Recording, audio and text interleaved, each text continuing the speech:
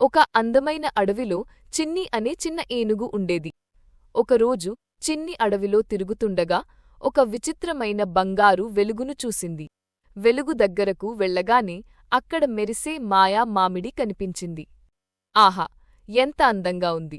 ఈ మాయా మామిడిని నా దగ్గరే ఉంచుకోవాలి అని చిన్ని అనుకుంది. అప్పుడే ఆకలితో ఉన్న ఒక చిన్న తెల్ల కుందేలు అక్కడికి వచ్చింది. కుందేలును చూసిన చిన్ని మామిడిని తన దగ్గరే ఉంచుకోవాలా లేక పంచుకోవాలా అని ఆలోచించింది. బాధపడకు మిత్రమా, మనిద్దరం ఈ మామిడిని పంచుకుందాం అని చిన్ని ప్రేమగా చెప్పింది. కుందేలు, కోతి, తాబేలు, రంగురంగుల పక్షి కూడా వచ్చాయి.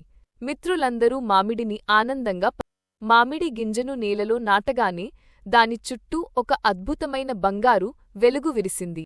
ఆ గింజ నుంచి ఒక చిన్న మొలక బయటకు వచ్చి మెల్లగా పైకి పెరగడం మొదలైంది. క్షణాల్లోనే ఆ మొలక బంగారు మామిడి పండ్లతో నిండిన పెద్ద మాయా చెట్టుగా మారింది.